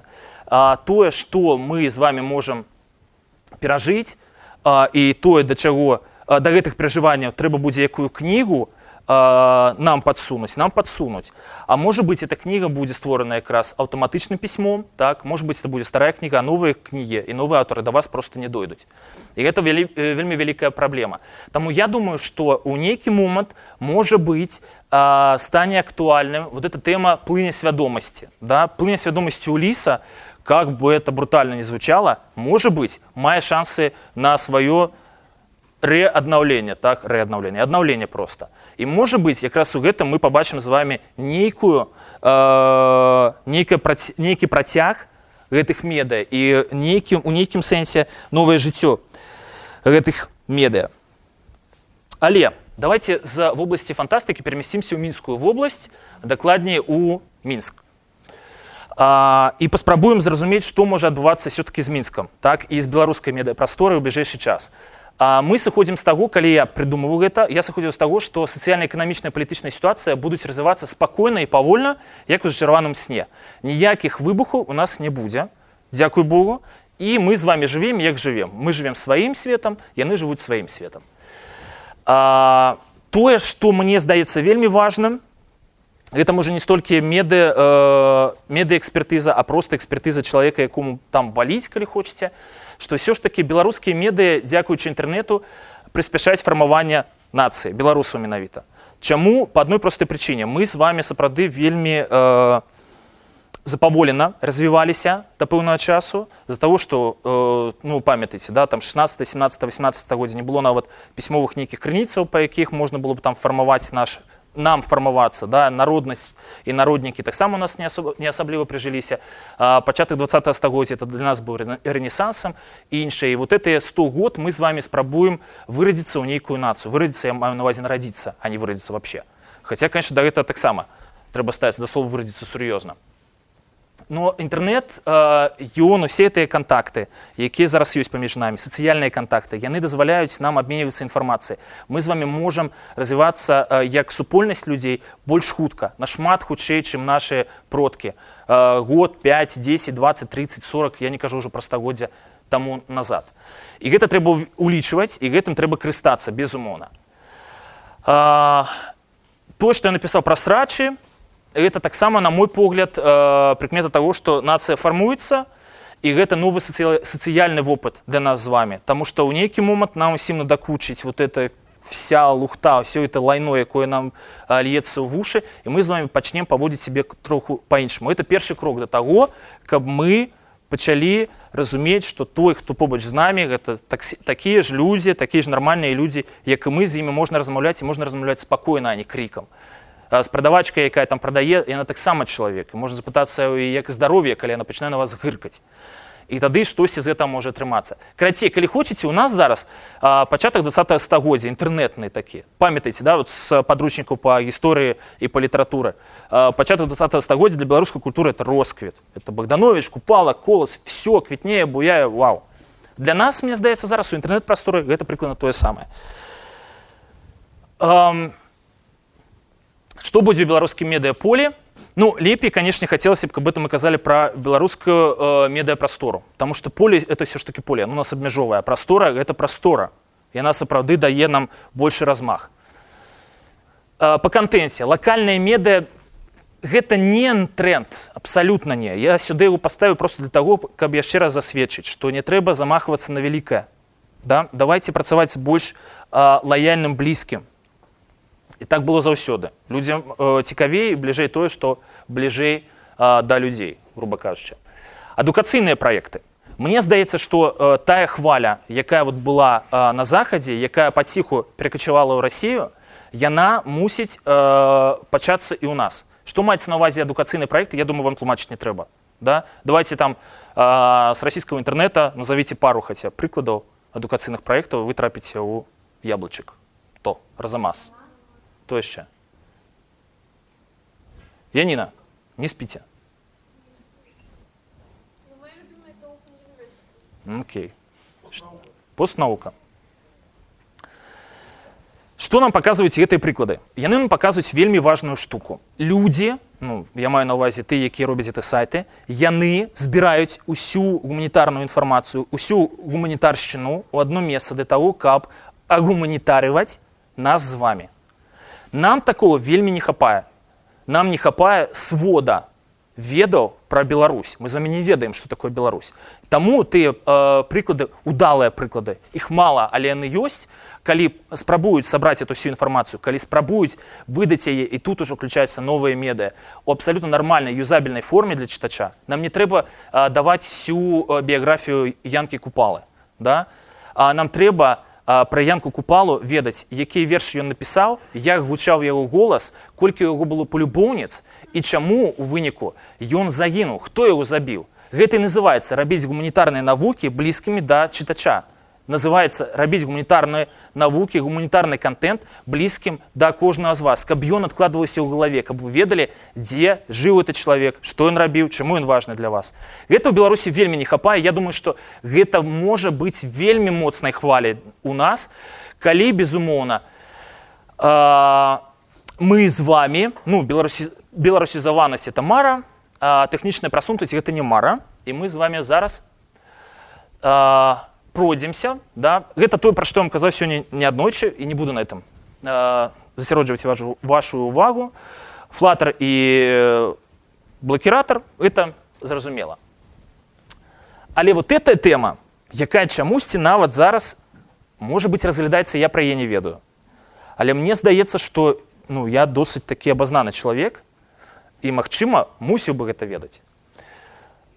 Мне здаецца, што мы, беларуская медыапрастора, новыя медыа Беларусі, можам сапраўды зрабіць нармальны, в першую чаргу, тэхнічны рывок, а ў другую чаргу контентны рывок, калі мы зразумеем адну рэч, а яны, гэта тройка лідараў, IT-лідараў Беларусі, зразумеюць нас, і мы паразумеемся, і калі мы сольёмся в экстазе разам з імі. Што маецца на ўвазе? У кантор, які займаюцца IT, дофіга тэхналогій. У канторы, якія займаюцца IT, вельмі шмат грошай. У канторы, якія займаюцца IT, пакуль гэтыя выклікі не актуальныя, але я думаю, што таксама ім можа быць это цікава ў нейкі час. Так было заўсёды. Гэта эканоміка. Тым ліку бізнес, тым ліку медыабізнес. калі ў людзей з'яўляюцца грошы, яны іх укінулі ўжо у нерухомасць, у золата, яшчэ ў некуды, яны спрабуюць зрабіць сябе персонай, якая можа кантраляваць там грамадскую думку, можа кантраляваць, часам это не атрымліваецца. І ў нашым выпадку гэтай кампаніі могуць сапраўды ці іх лідары, так, ці іх заснавальнікі, ці самі кампаніі могуць даваць грошы менавіта на новыя медыа.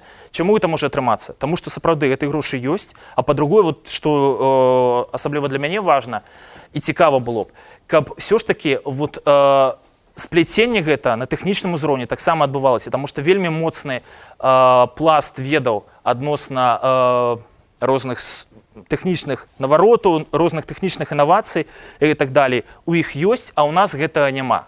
Я памятаю, адна знаёмая казала, што рэкламістка, яна працавала з студыяй, тады эта студыя працавала, па-мойму, з флэшам яшчэ, тады это мела сэнс і было вельмі модна. А яна такая троху вар'ятка. І яна прыйшла да іх і сказала: я хочу зрабіць тое. Ну, там штосьці не памятаю. Яны сказалі, гэта можна рабіць. Яна прыйшла да іх з боязю, таму што ёй здавалася, што яна вар'ятка, дакладней, ёй не здавалася, яна сапраўды вар'ятка. Але тут важна зразумець, што яна баялася сваім вар'яцтвам весь праект сліць. Таму што яна хацела нейкія тэхнічныя навароты. І яна баялася, што яны ёй гэтых тэхнічных наваротаў не дадуць. І яна пыталася ў іх: скажыце, а такое можна рабіць? Можна. Яна рабіла крок наперад. А такое можна рабіць? І такое можна. Рабіла крок наперад. І так яна прыйшла да таго, што зрабіла проста офігенную рекламную кампанію. Вельмі крутая была кампанія. Я не буду казаць, хто это, таму што мы з ёй ўжо не сябруем. Чым мне рэкламаваць, правильно? Але я думаю, што такі прыклад можа быць якраз у адносінах да этой сітуацыі, калі айцішнікі і медыйшчыкі срастуцца, і мы сапраўды зможам рабіць такі прадукт, які як мінімум будзе не адставаць ад іншых медыйных сусветаў, так? Я думаю, што ёсць усе шансы для таго, каб мы пайшлі разам з імі наперад. Ну, по поводу того, что зменится читач и споживец, таксама я сегодня рассказывал неаднойчы. Я і наконт гэтай маёй мары, і я кажу вам яшчэ раз, я адрозненне сваёй той сяброўкі былой не вар'ят, а все ж таки я думаю, что это з намі здарыцца. Як хутка, я не ведаю, но в принципе я вам и не абяцаў все распісаць по часе, правильно? Я просто сказал, что мы будем з вами рассказывать про плюс-мінус 20 год. Так атрымалася, калі не атрымалася, вы можете задаваць пытанне, чаму не атрымалася. Таму што, зрэшты, это тое, пра што я вам хацеў расказаць. Дзякую вам вялікі.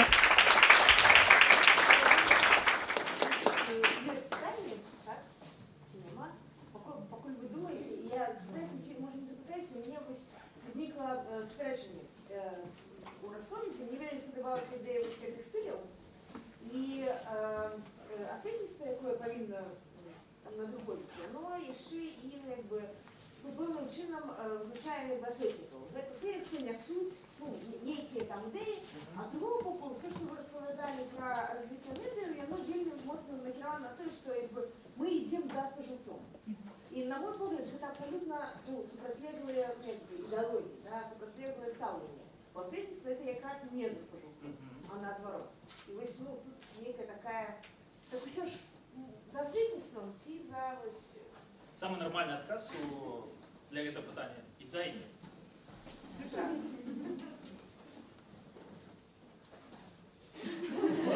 Ну, конечно.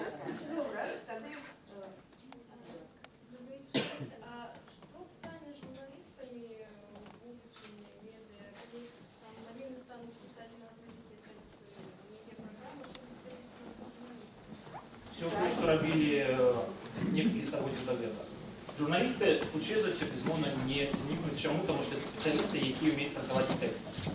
Хутчэй за ўсё, мы развіваем, да? Я просто зараз адказваю на ваши пытанні, думаю параллельно, да? Я озвучваю свае думкі. Хутчэй за ўсё, калі мы кажам пра тое, што тэксты можна будзе пісаць аўтаматычна, так? І што іх будуць пісаць кампы, а это будзе праграма 100%.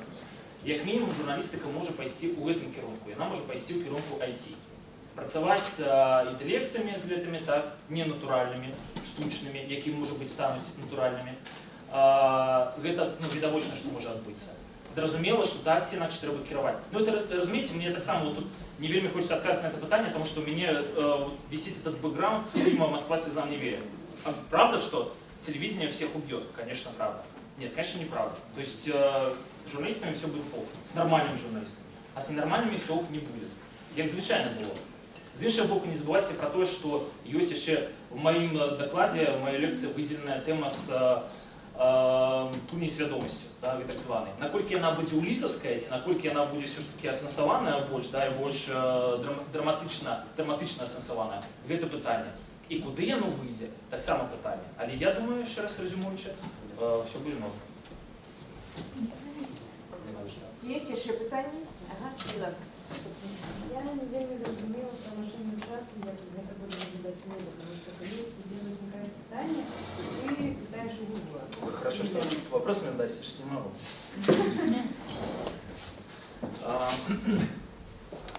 Короче.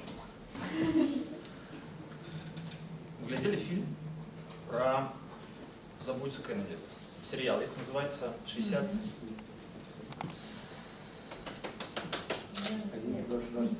Кто сказал? Вам треба поглядеть этот фильм. 11-22-65. Это сериал. Кто там в главной роли у нас? Франк. Да. А я документальний. Да. Но там треба поглядеть як менавіта чым сэнс. Это сериал зроблены по кнізе Кінга. І замут серіалу тым, што чалавек трапляе на машину часу, так, якая уяўляе сябе невядома што, таму што герой сыходзіць у цемру і раптам наступная сцэна, ён уже выходзіць тут, 60 там нейкім годзе, тому як будзе яна выглядаць незразумела. Але ў чым сэнс? Ён спрабуе прадухіліць забойства Кеннеди. І як не дзіўна, падчас вайны з гэтым мінулым, да, з гісторыяй, ён все ж таки перамагае. Для чаго? Зразумейце адну штуку, што з гісторыяй жартаваць не трэба. Як все ішло, так і мусіць ісці. Бо інакш пойдзе ў іншы канец. Як працаваць журналістам? Ну, давайте зноў-такі памарым, прыкінем. Напрыклад, безумоўна, трэба адрубаць абсалютна магчымасць уплываць на час максімальна. Хаця мы разумеем, як толькі мы з вами, альбо вы адна, альбо я адзін з'яўляемся мінулым, альбо будучым, так, мы адразу запускаем гэты эфект кругов по вадзе, да, якія могуць прывесці альбо не да нічога, альбо да цунамі. Мы не разумеем, але максімальна сябе закрываем. І, напрыклад, адбылося, ну, сёння трагедыя, так, разбіўся самалёт. Мы з вами што можам рабіць як навеснікі? Мы можам просто паспрабаваць прынамсі патрапіць у аэрапорт парыжскі, паглядзець, хто гэта мог быць. Навошта нам гэта? Не пытайцеся, я пакуль не ведаю. Але, в прынцыпе, як варыянт, гэта можна выкарыстоўваць. Можна выкарыстоўваць і тое самае будучыню. Ну, это ўжо відаць, што будзе за грошы, толькі такія артыклы можна будзе прадаваць пра будучыню. Так? Ну, нейкія моманты высветліць варта было. Хаця, як па мне, лепей зрабіць з мінулага беларускую пушчу з вельмі дарагімі квіткамі і без магчымасці, без візы прайсці на бок Польшчы. Разумееце, все закрыто, все максімальна закрыто, але хай будзе. Так я ж захотел. У меня питание, чи потрібно нечто робити журналістам, чи не потрібно? В этом контексте того, что вы сказали, что вам хотелось в седу кажется там как 10-20 год, что медиа будет новая на белорусской мове, да? Ну, это такая мара. А зараз, например, тот же Ситидол, он на российской мове, да?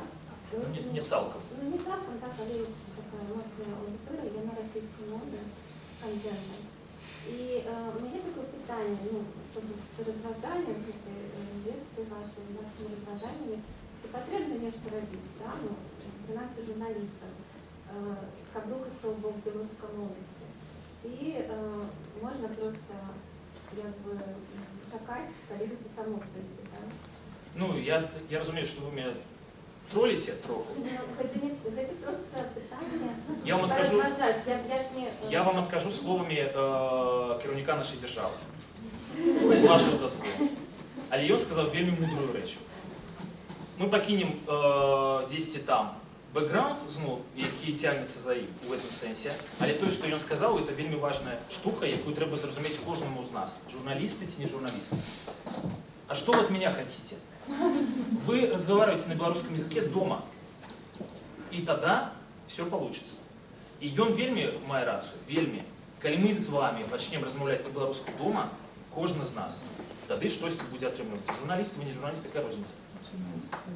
Калі вы будете размаўляць, адпаведна з'явіцца аўдыторыя, якая патрабуе беларускую мову на сайце, адпаведна на сеці.Догу можа з'явіцца як мінімум кнопка бел, так, побач з кнопкай рус, а можа і наогул по дэфолце вы будете выходзіць на беларускамоўную версію, што я думаю таксама вельмі магчыма зрабіць. І все будзе окей. Дякую. Ці є ще питання? Разное возможное будущее, да? В какое будущее лично ты инвестируешь свои силы, средства и так далее? Сетидок. На что с Ну, тобой будущее поставить Сетидок? Не обязательно Сетидок, там уже все-таки это коллективный субъект, и там куча обязанностей. Ну вот лично ты, на какую будущую делаешь ставку и какую приближаешь своими силами? Ну, это пытание мне задавать науку, это стрёмно в плане того, что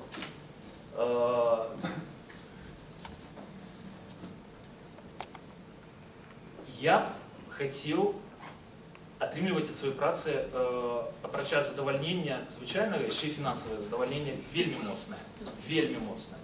Я працую в такой сфере, дзе вельмі моцнае задавальненне ад фінансаў ты апрыёры атрымліваць не можаш зараз.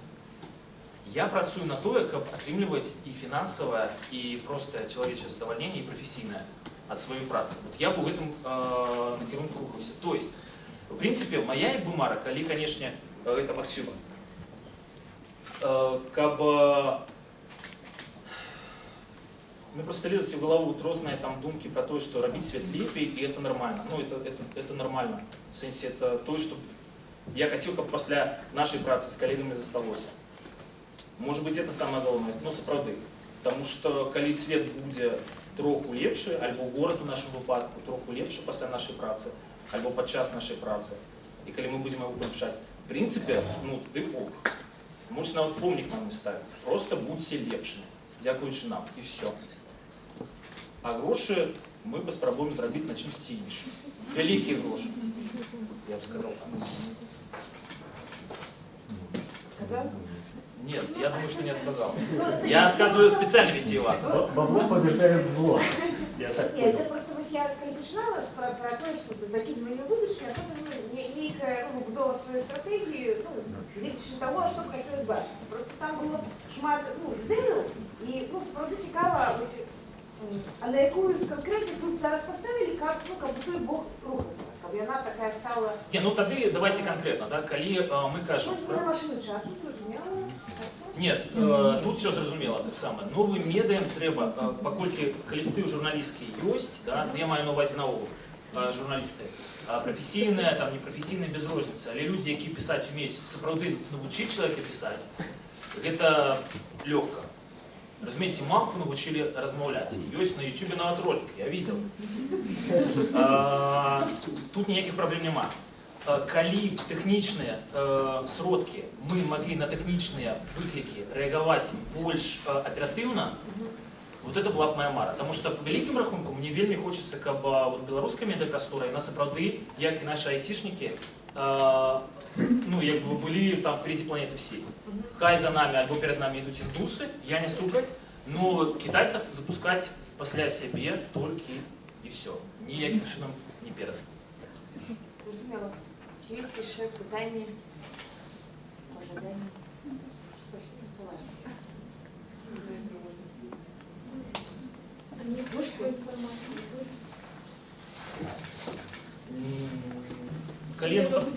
Колену потрібно буде, то воно буде. Чим воно може займатися? Не буде, а може займатися. Чому такими речами? Я трошки спознилась, пакуль знайшла это все. І була приємно здивлена, коли побачила тут своїх знайомих, а ще більше була здивлена, як побачила свою виховальницю. Дзяўшынку, дзе яна бегае, мабыць, яе тата стаіць. Може, ближе до них. У вас питання ці просто... Ні, це різні покоління. сувязь, я не... Так, тады Я яшчэ магчымасць. Ну, у меня так питание, я, может быть, не сфармовано, але хотела поделиться так само лекціями трошки іншого характеру.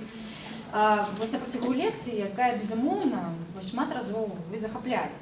Але я переживала, сапраўды, некалькі моментаў, што Тацяна пазначила таких супярэчнасцяў. Вось, і некалькі моментаў такіх, што спачатку вы штосьці кажаце пра будучыню, і гэта так бывало. Ну, напрыклад, вось гэты гуманітарны контент альбо запатрабаванне вось такіх адукацыйных праектаў. Да? Ну, мне спачатку гэта вельмі цешыла. Потым, калі вы сказалі, што пра форму падачы гэтага контенту, да, Якуба Колуса, то для мяне гэта жах, сапраўды. Вось, ну, мне падаецца, што гэта не адукацыя. Ну, гэта наадварот, гэта, ну, як сказаць, дурны трошкі тон, такім менавіта таким способом подаваць вось інфармацыю пра Колуса. Хаця, может быть, я не права. Але што вось мяне турбуе, і мне цікава было зараз, так? Вы казалі, што будзе аўтаматызацыя, што хутка там тэксты будуць пісацца там вось роботамі, машинамі. Мне падаецца, што зараз у большасці выпадкаў журналісты самі працуюць як аўтамат. Вось ёсць пэўныя... При этом вы платите им гроши, разумеете? А прости было купить программу, и все. Я про што кажу? Ўсё ж таки, вы казалі, што навучыць пісаць лёгка, так?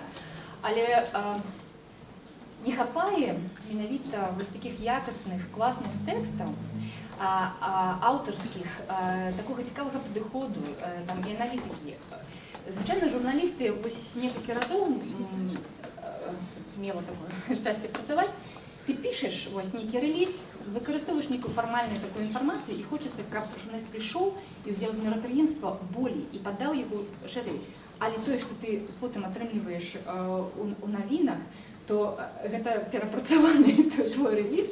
І я разумею, што вось журналіст напіша роўна столькі ж у большасці выпадкаў, колькі я яму дам, і што я яму дам, і ў якім накірунку, і ён не будзе нават правяраць.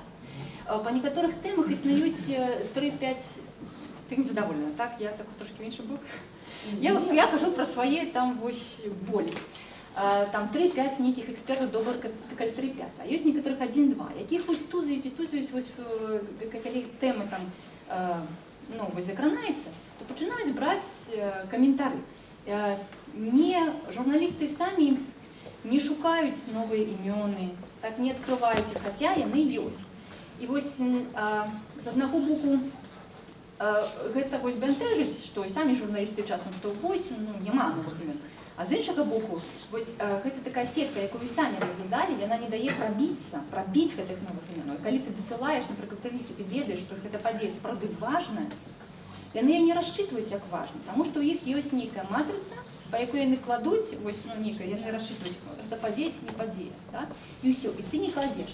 І я, ну, вось, як бы задаць гэта пытанне, што рабіць з гэтым? Вось. Вы з вами не ведаем, хто вінаваты? Ну, але ўсё ж такі, як працаваць з медыяй, ці медыяй увогуле, ці ёсць шанец на то, што медыа самі в этой ситуации як выклик будут мать и будут развиваться? Нет, не будет такого шанса. Я патлумачу чаму.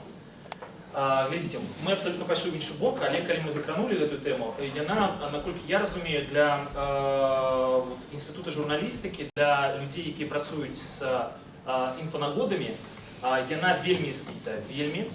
І гэта боль, які будзе балець яшчэ немаведама колькі часу.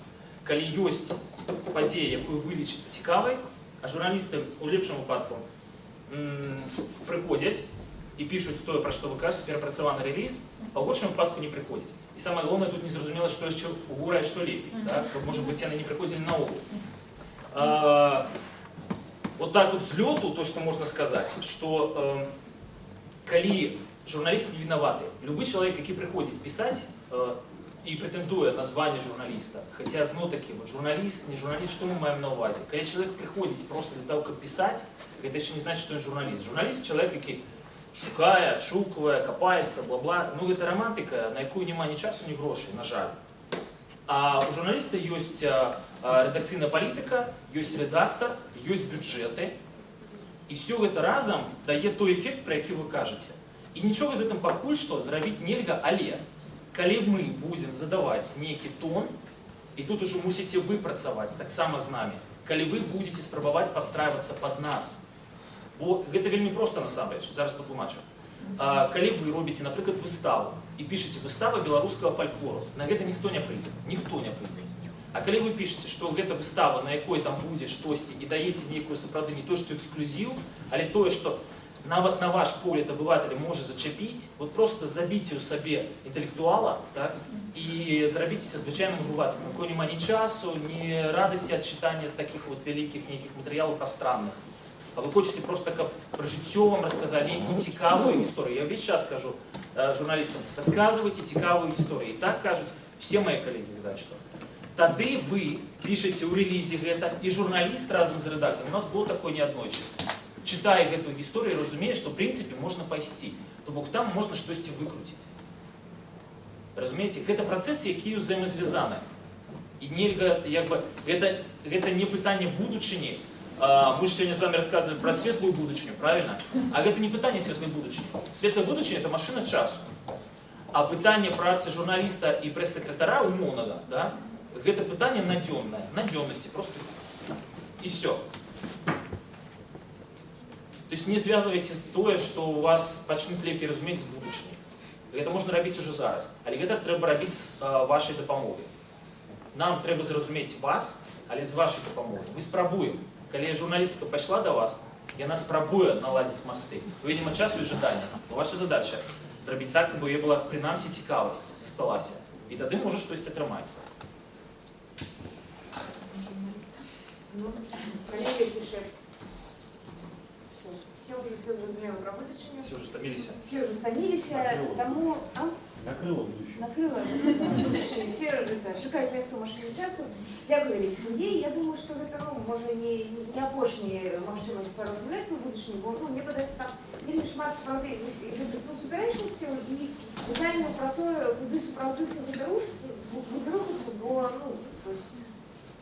тенденції, вони, як мені подається, абсолютно безпосередньо визначаються. І у цьому сенсі, напевно, від нас, в широкому сенсі, залежить, яка з тенденція буде перемагати, просто на яку ставлять.